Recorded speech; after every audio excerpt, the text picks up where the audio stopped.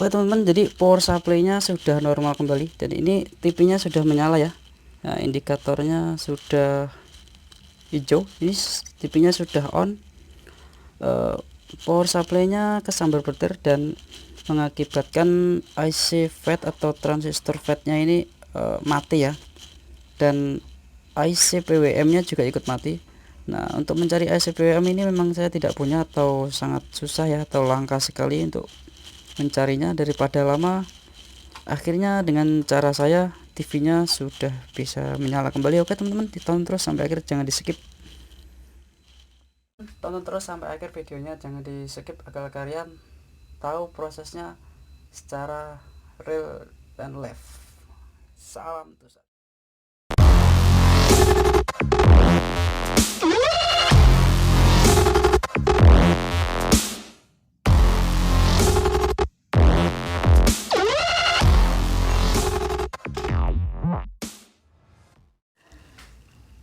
Assalamualaikum warahmatullahi wabarakatuh.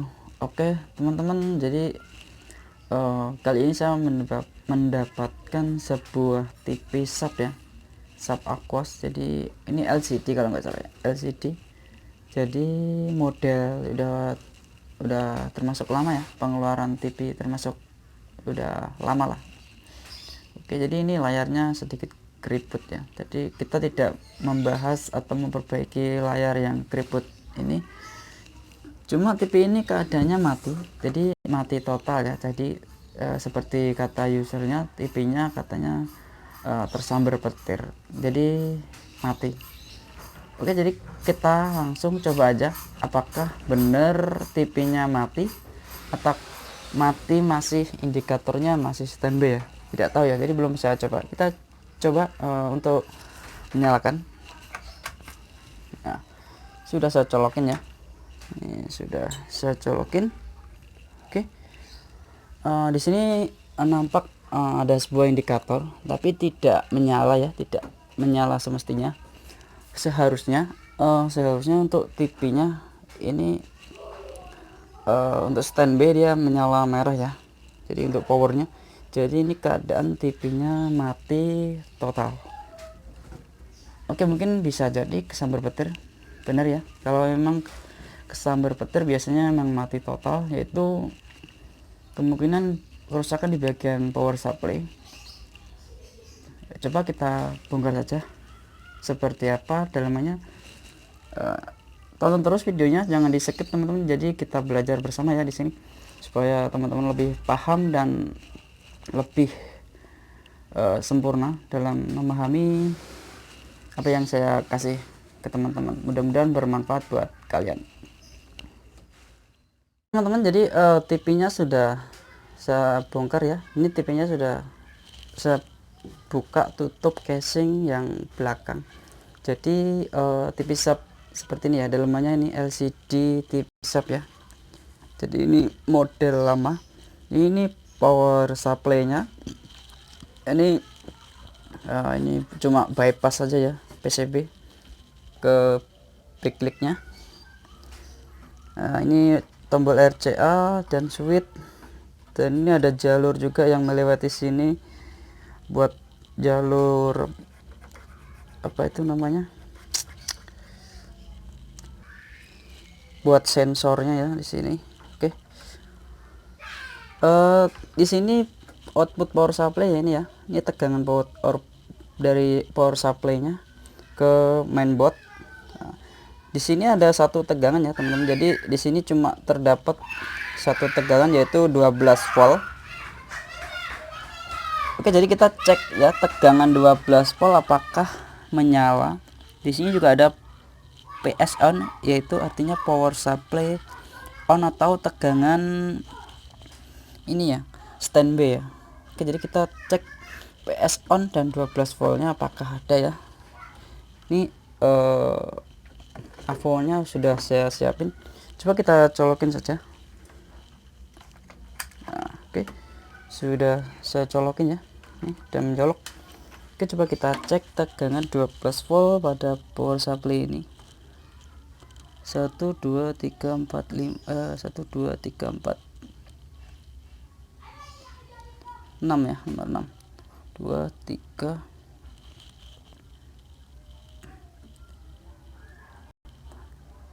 Oke, di sini ya. Oke teman-teman, jadi tegangannya kosong ya, alias 0, tidak ada tegangan sama sekali. Oke, untuk PS on nya nomor 3 dari bawah, pin situ 2 3 di sini ya. PS on nya juga 0. Oke, biasanya untuk 12 voltnya ini dia langsung keluar ya, tanpa menunggu power on, dia udah keluar. Coba kita cek sekali lagi. 1 2 3 4 5 6. Oke, di sini ya, jadi tidak ada ya, tidak ada tegangan 12 voltnya. Oke teman-teman, jadi bisa diartikan bahwa PSU nya ini belum bekerja ya, alias tidak mengeluarkan outputnya semestinya, yaitu 12 volt ke mainboardnya. Oke, coba kita copot, kita cek apakah ini di sini banyak ya tegangan dari AC, ini dari 220 dari listrik. Ini juga ada fuse atau sekring. Nah, dia masuk ke sini ke regulator, dan dia regulatornya dikendalikan ada IC PWM ya di bawah, yaitu biasanya yang sering mati IC PWM nya. Jika transistor power supply FET-nya ini mati, biasanya PWM nya ikut mati ya kalau kesambar petir. Kita cabut dulu, kita bongkar dulu saja, kita balik.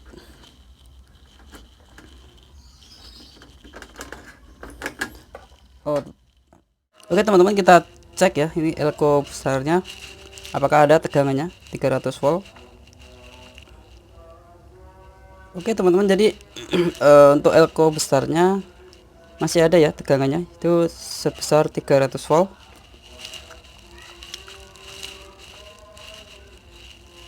Setelah fuse dia tidak ada ya, karena fuse nya putus. Jadi untuk tegangan elko besarnya masih ada. Oke, jadi untuk FET yang pertama aman ya. Kita FET yang kedua ini memang udah short. Coba kita ganti dulu ya, ganti dulu, dan fuse nya atau sekringnya juga kita ganti, nanti kita coba. Oke teman-teman, jadi ini ya fuse nya ini short ya, jadi sudah putus fuse nya. Dan sini transistor FET nya juga, nah ini terjadi short ya. Oke, jadi kita copot dulu FET nya ini yang short, dan kita ganti fuse nya ini, lalu kita coba. Mudah-mudahan IC PWM ini tidak mati ya.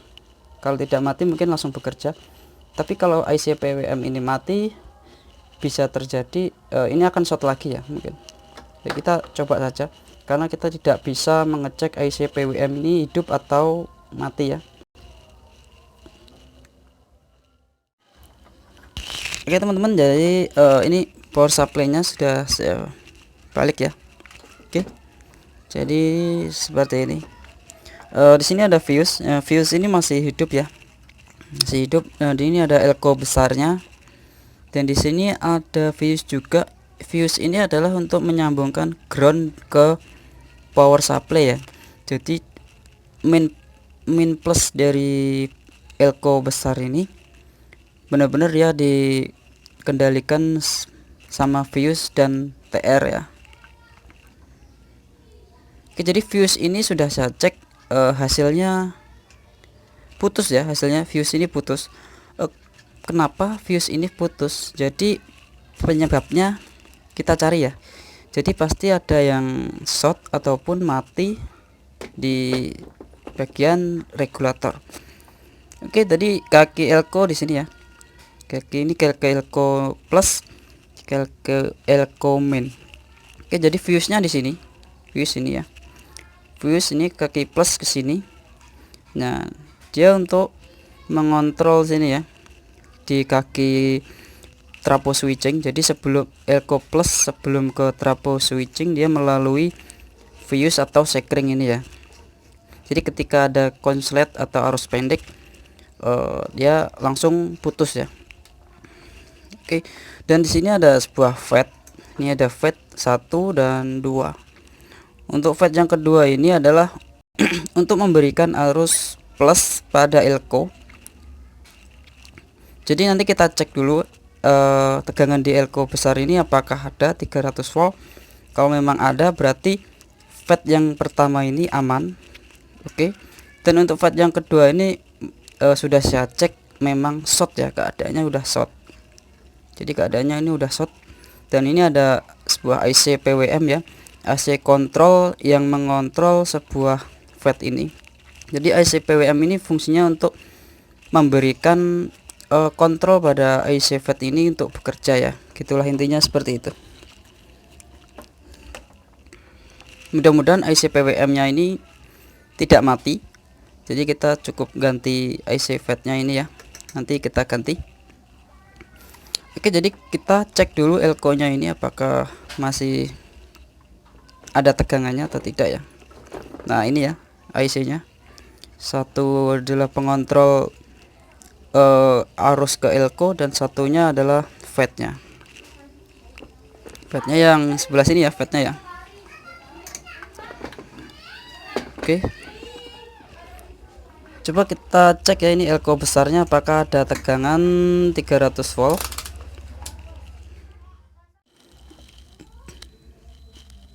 Transistor regulatornya udah saya copot ya, transistor FET nya ya. Ini dengan kode atau nomornya K4013 ya teman-teman. Jadi K4013 ini saya tidak bisa nge-zoom soalnya silo ya. Oke. Dan ini sudah tidak short lagi ya. Jadi kita coba ya. Nah, sudah tidak short lagi. Nah, sudah tidak short lagi ya teman-teman. Setelah FET nya kita copot, sudah tidak short lagi. Oke ya. Jadi sudah tidak short lagi, dan untuk fuse nya udah saya pasang ya. Sudah saya jumper dulu dengan kabel seperti ini. Jadi kabel kecil ya seperti ini. Kita kasih satu serat kabel saja. Oke. Oke, di sini saya akan mengganti dengan kode ini ya.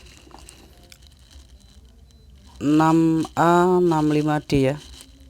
Di kode KA 65 berapa sih? Nah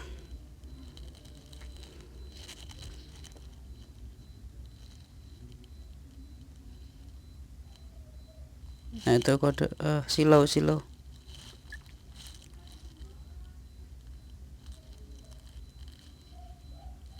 Nah KA6A65 ya, ini mau saya buat pengganti FET yang mati tadi ya. Yang ini nomornya K4013. Ini teman-teman bisa lihat ya. Sudah kelihatan 4013. Oke. Mau saya ganti K6A65 ya. Atau KA60 bisa. Oke, ini saya pasang dulu ya. Kita coba apakah berhasil. IC nya udah, transistor FET nya udah saya pasang ya, udah saya solder. Coba kita tes apakah 12 voltnya di outputnya sudah keluar. Ini udah saya sempitin ya di ground ya, di seperti ini saya sempitin. Nah, saya sempetin di groundnya ya untuk probe hitam. Oke, kita coba ya. Kita coba apakah 12 voltnya sudah keluar. Kalau IC driver PWM ini tidak mati, sudah tentu harusnya keluar ya teman-teman. Oke, kita coba saja.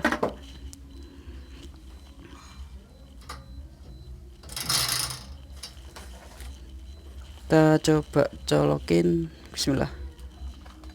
Oke, sudah saya colokin. Ini probe udah di 200 volt ya. Oke, kita cek DC 12 voltnya. Oh teman-teman, ternyata tidak keluar sama sekali ya. Di PS on juga tidak keluar tegangan. Jadi PSU ini belum bekerja ya. Tapi di sini untuk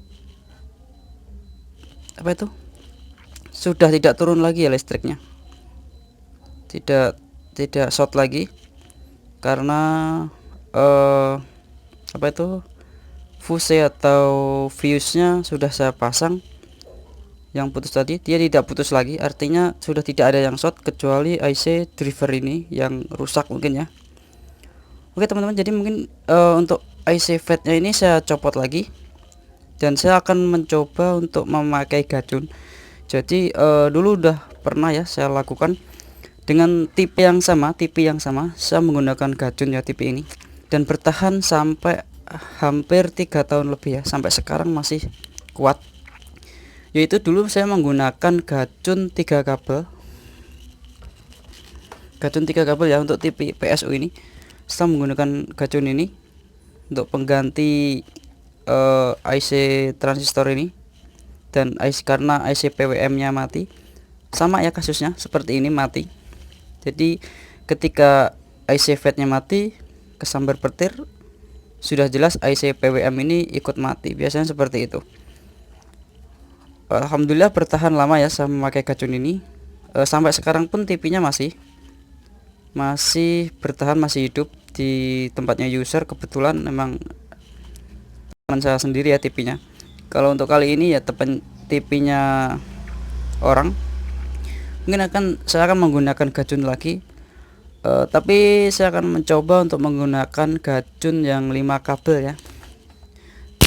Jadi kita coba untuk menggunakan gacun 5 kabel, tapi terlebih dahulu kita copot FET-nya dan IC PWM driver ini, karena tanpa menyopot IC PWM ini gacun tidak akan bekerja ya teman-teman. Oke, kita copot dulu IC PWM dan FET-nya. Oke teman-teman, jadi gacunnya sudah saya pasang ya, ini 5 kabel. Jadi untuk warna hitam ini adalah DLCO main, dan biru adalah DLCO plus, DLCO besar atau tegangan 300 volt, dan yang kuning adalah kaki FET tengah ya, kaki FET tengah atau kolektor. Yang putih adalah optocopper, yaitu nomor 4, kaki nomor 4 ya, optocopper nomor 4. Oke, dan yang merah adalah jadi tegangan switching ya, merah ini. Jadi tanpa ada merah ini apa nih namanya, modul ini tidak akan bekerja ya tanpa adanya merah ini. Jadi merah ini tegangan 12 volt, 12 sampai 15 volt dari trapo ini sendiri, dari trapo switching ini sendiri, lalu diumpan balikkan untuk mengaktifkan STR ini ya, IC STR ini atau modul gacun ini. Oke, coba kita nyalakan apakah 12 voltnya mau keluar. Karena ini ampernya sangat kecil ya, biasanya saya pakai untuk TV LED. Karena ini TV LCD, saya hanya mencoba saja keluar enggak tegangannya ya. Oke, kita langsung colokin, kita coba ya colokin ya. Oke, sudah saya colokin ya. Kita coba cek di sana testernya 12 volt di sini ya. Oke, jadi 12 volt terukur 7, yaitu 8 ya, tuh loncat-loncat ya, nggak bisa tenang. 7 8 8 7 8. Oke, aturan 12 voltnya langsung muncul, yaitu 12 volt ya. Ya mungkin 11, ini sangat rendah sekali karena mungkin ampere daripada STR ini sangat kecil. Udah tentu jelas tidak bisa membangkitkan mainboard ini ya teman-teman. Kita coba aja, kita coba apakah bisa menyala dengan tegangan 8 volt tadi ya, paling maksimal. Oke, kita coba saja.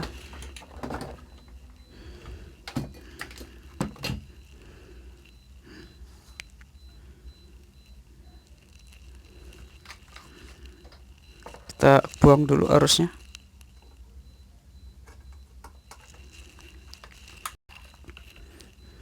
Lalu kita balik.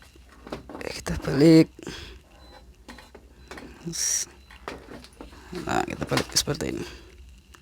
Oke, biar di sini kita colokin saja. Oke, ini indikatornya kita siapin dulu. Oke, sudah ya. Jadi mainboardnya sudah terhubung dan kita lihat di indikatornya. Oke, jadi jadi tidak mau menyala ya teman-teman, belum mau menyala sama sekali.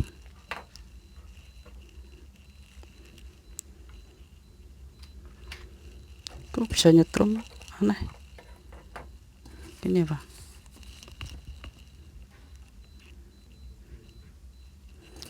Oke, coba kita cek tegangannya apakah masih 8 volt atau malah berkurang ya, kata ya.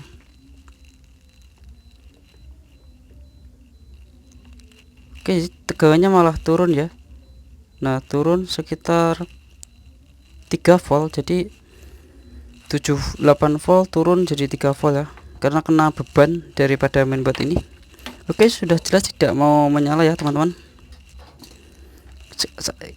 Kita coba pakai gacun tipe tabung ini ya, jadi ampernya cukup besar dan ini juga udah pernah saya lakukan berhasil. Jadi gini, mungkin saya mau pakai ini lagi ya. Oke teman-teman, jadi power supply-nya sudah normal kembali dan ini TV-nya sudah menyala ya.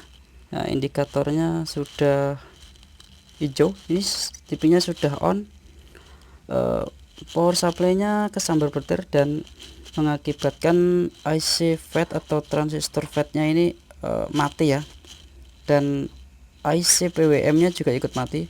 Nah, untuk mencari IC PWM ini memang saya tidak punya atau sangat susah ya, atau langka sekali untuk mencarinya. Daripada lama, akhirnya dengan cara saya TV-nya sudah bisa menyala kembali. Oke teman-teman, ditonton terus sampai akhir, jangan di skip. Oke, jadi kita coba cek ya tegangannya berapa pada saat menyala ini ya. TV-nya apakah 12 volt atau berlebih ya, atau kurang. Oke teman, di sana 12 volt, 2 ya tertera. Oke, jadi sangat aman sekali. Untuk PS on nya yaitu 3,3. Oke, normal. Oke, jadi tegangannya sudah normal ya teman-teman. Oke, cara pemasangannya kita balik dulu ya, kita matiin.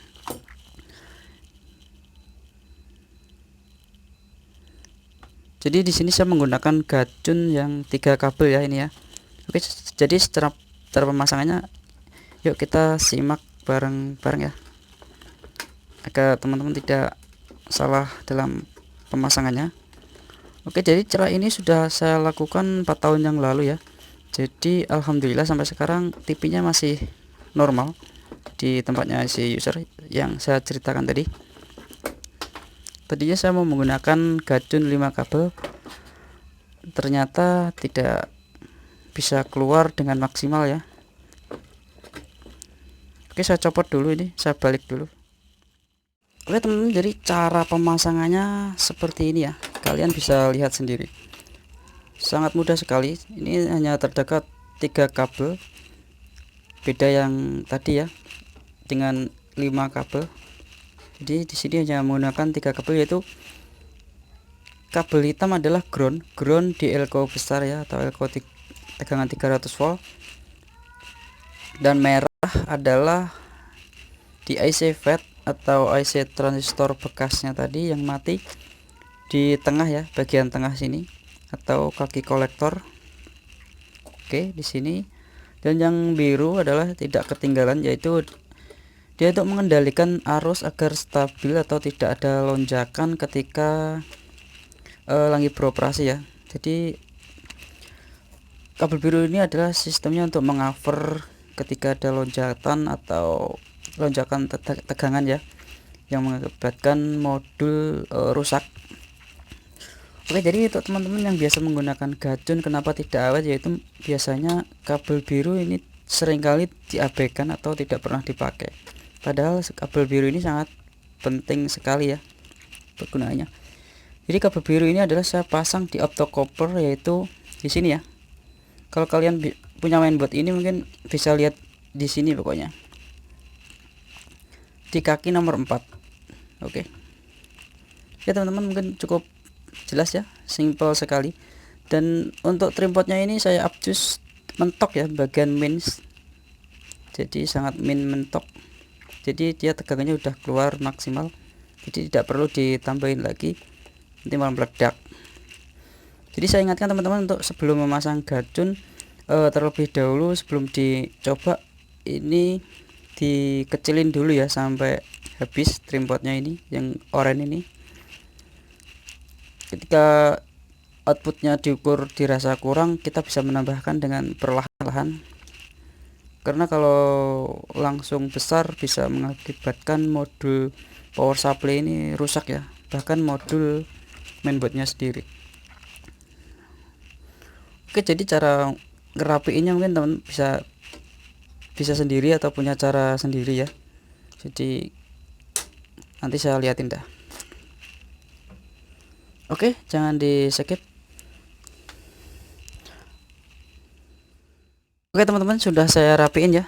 Jadi pemasangannya seperti ini. Jadi teman-teman bisa lihat sendiri ya. Ini untuk handstangnya saya bor dari atas lalu saya baut ya. Gitu aja. Oke. Dan ini TV sudah keadaan menyala. Coba kita angkat. Oke, jadi TV sudah hidup ya intinya. Ini sudah normal karena tidak ada antenanya saja. Oke teman-teman, saya ucapkan terima kasih sudah menonton video saya sampai akhir. Mudah-mudahan bermanfaat buat kalian, karena yang utama dalam belajar adalah sebuah proses ya. Jadi jika kalian menonton sebuah proses, artinya kalian sudah belajar sangat dalam dan tentu tahu sebab dan akibatnya ya, bukan hanya sekedar pergantian spare part, tapi tahu cara mengecek dan tahu cara alur sebuah perbaikan sebuah televisi ya, intinya seperti itu. Oke, assalamualaikum warahmatullahi wabarakatuh. Mantap.